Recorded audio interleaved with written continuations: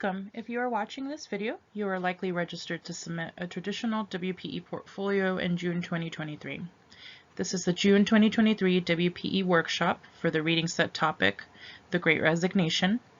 My name is Betsy Gomez and I am the Associate Director of the Writing Proficiency Program. Program Coordinator Rose Mooney will be joining me in this presentation. Please make sure to bookmark our website, which is www.umb.edu/WPE. Our website houses some helpful content, such as the detailed WPE portfolio requirements, grading criteria, the WPE schedule, and copies of our resources like the grid notes and these PowerPoint slides. You may also book quick question or hold release appointments via the link on our website's main page. And under the Resources for WPE Students page, you can also sign up for WPE tutoring. This workshop is meant to help you familiarize yourself with the WPE grading standards and portfolio requirements. We'll go over the submission process and submission schedule. We will take some time to offer advice on how to write a successful WPE essay, and that will include a discussion on what kind of essay to write, how to incorporate and give credit to sources, and how to make sure you're answering the essay prompt clearly. Finally, we'll model how you can use an organizational tool like our grid notes to create an index of important quotes and make sure your challenge essay effectively engages with your sources. It is helpful to become familiar with the criteria for EWRAP and WPE, which are the grading standards that will be used to grade your submission. This criteria was created by the faculty at UMass Boston and is directly related to the aims of the general education program. Writing proficiency involves critical thinking, critical reading, and elements of writing. These capabilities are demonstrated within an essay by the following criteria: writing with a clear purpose, effectively utilizing source material, and organization. Keep in mind that you are not expected to write a perfect essay. You are college students and are still learning and growing as thinkers and writers. The graders expect your essay to demonstrate intermediate proficiency in writing. This means that the WPE is not a spelling or grammar exam. Again, it's about writing with a clear purpose, using the source material that you are given effectively, and organizing your essay well.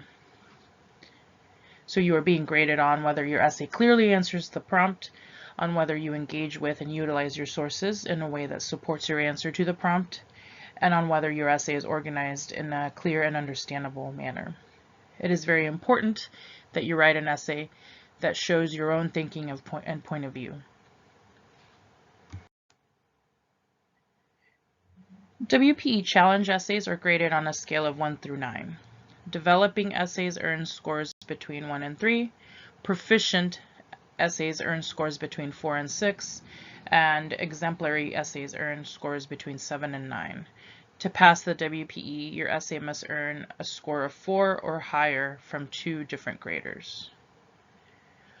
Course papers provide a supporting role. Graders may consult them to assist with difficult grading decisions. For example, if your challenge essay is strong in the areas of focus and organization, but maybe not as strong in source use, the graders may take a look at your course papers to see if they demonstrate proficient use of sources. Writing with a clear purpose involves having a sustained focus on a position, argument, or inquiry. Your position, argument, or inquiry are determined by what you think, usually in response to a prompt or an assignment.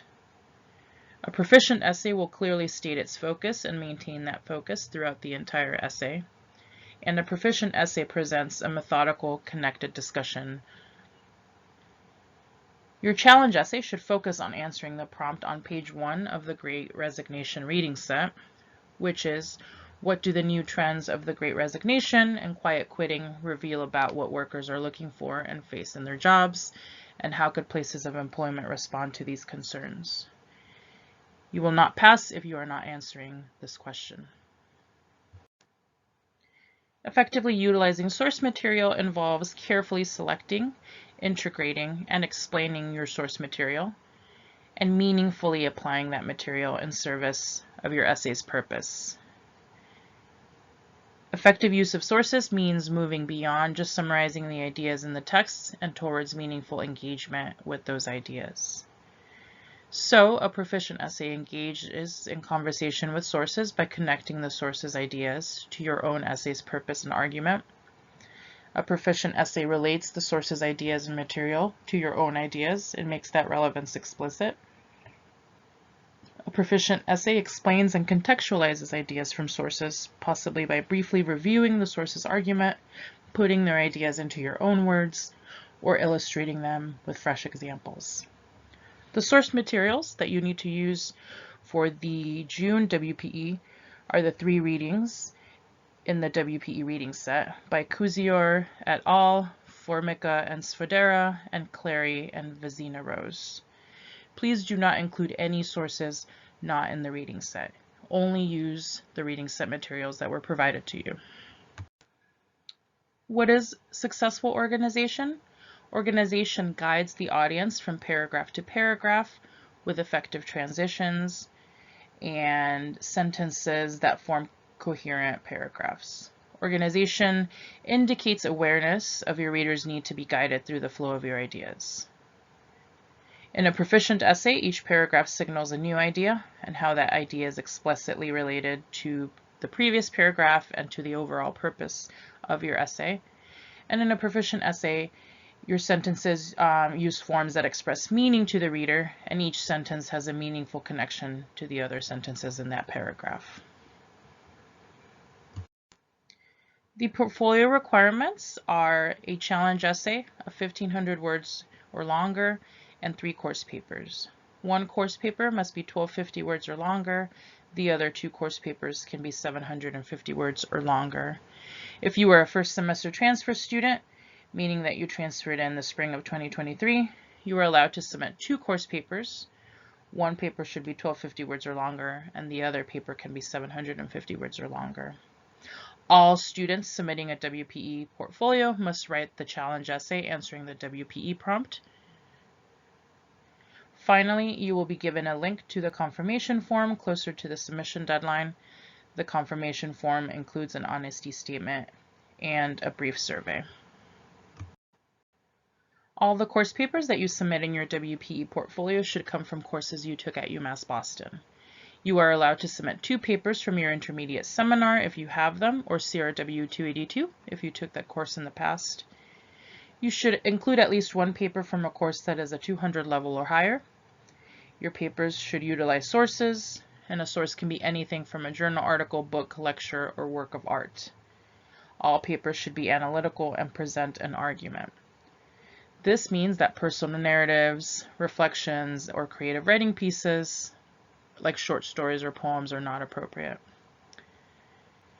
With advance approval, you may be able to submit a paper based on observation, like a lab report or a case study.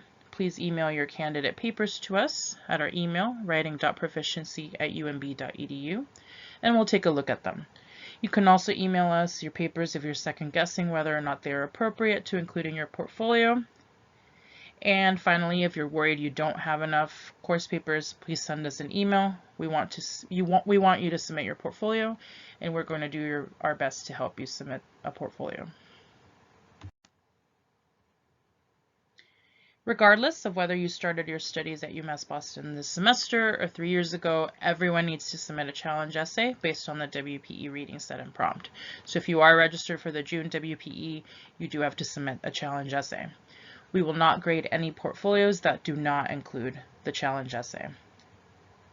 When you register for the WPE, you receive an email confirmation which includes a link to access the reading set.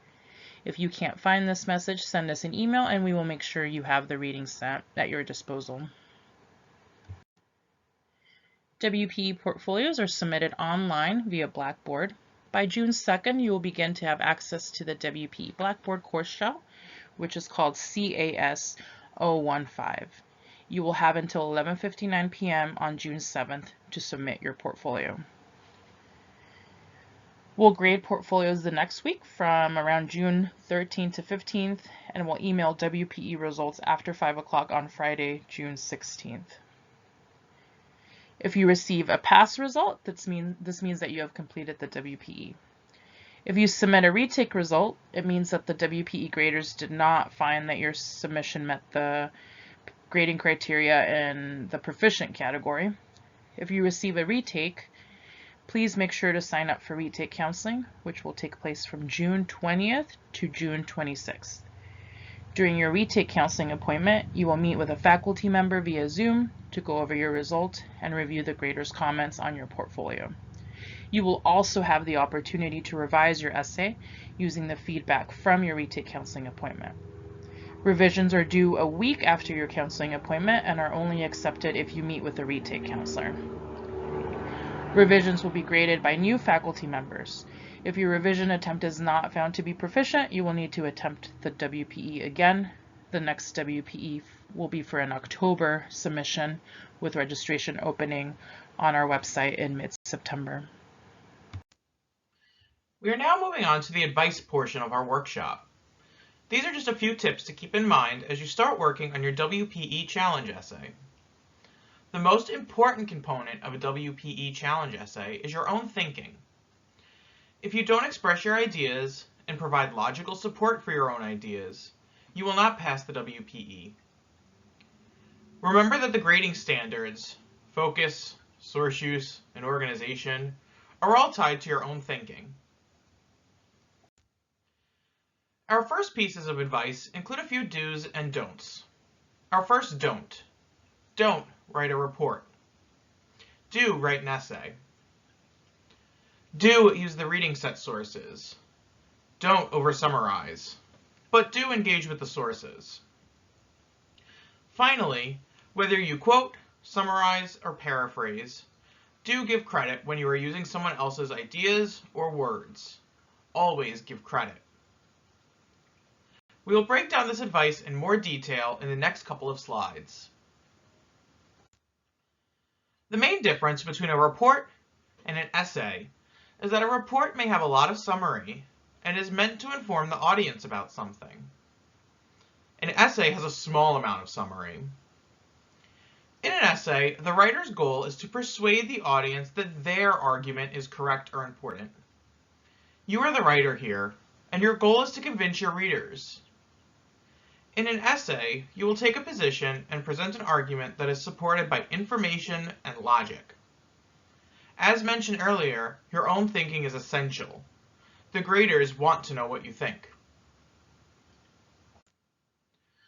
It is important to answer the question as soon as possible, and ideally in the first paragraph. Your position or thesis statement is important because it is the heart of your essay. You can employ phrases from the question to create your position. For example, the prompt asks, what do the new trends of the Great Resignation and quiet quitting reveal about what workers are looking for and face in their jobs? And how could places of employment respond to these concerns? A possible answer to this prompt could look something like, the trends of the Great Resignation reveals that, which will identify the concerns and stakes or the causes. Places of employment could respond to these concerns by, which suggests a solution. This example sets up the answer to the prompt, which will encourage you to answer both parts of the question. What is the question asking you to do? Pay attention to the question again. What do the new trends of the Great Resignation and quiet quitting reveal about what workers are looking for and face in their jobs? And how could places of employment respond to these concerns? When you are breaking down the question, consider the different parts. First, what do the new trends of the Great Resignation and quiet quitting reveal about what workers are looking for and face in their jobs? You could ask yourself, what are workers dealing with while at work? What are their concerns? Why do they leave jobs? The second part of the question asks, how could places of employment respond to these concerns? You could ask yourself, what suggestions could you make based on the readings that would solve or address the causes you established? Your essay would need to go into all of these parts of the question in detail, using reading set material to support your answer. But this doesn't mean that you have to agree with everything in the reading set. You can certainly argue against one or more of the sources. Just make sure to explain why you disagree. The WPE graders will be familiar with the reading set, so you don't need to summarize it in detail. Instead, use the reading set material to expand on your own argument. Here's an example of what that can look like. The trends found in the phenomenon of the Great Resignation reveal that the stress and burnout cause workers to leave their jobs, especially if they work in a high-stress environment. This leads workers to choose to resign rather than face further negative consequences from their jobs. This idea is also echoed by Zenger and Folkman, as cited in Formica and Softera's research, when they report that quiet quitting and the Great Resignation are the outcome of feeling undervalued and underappreciated. Feelings such as burnout and feeling underappreciated cause an overall dissatisfaction with one's job, and can push employees to choose resignation as they search for a job which will better meet their needs. It has been suggested by Kuzier et al. That Gen Z, as the newest generation to join the workforce, tend to value job satisfaction over higher compensation, which suggests that to slow the trends of the Great Resignation, places of employment will need to be proactive in supporting their employees. If employers can help prevent stress and burnout in their employees and help them feel like their work has value, it is more likely that workers will remain at their jobs for longer periods of time. Notice that this example uses the reading set material with some summary, but also directly engages with the material, using quotes and paraphrases to explain a main idea. The final sentence echoes back to the prompt, which shows focus.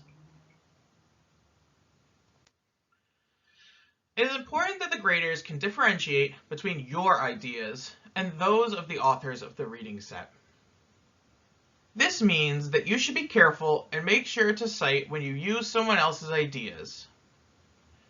When you use summary, you briefly spell out the main points of something.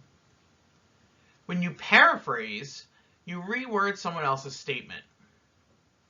A direct quotation is taken directly from the text.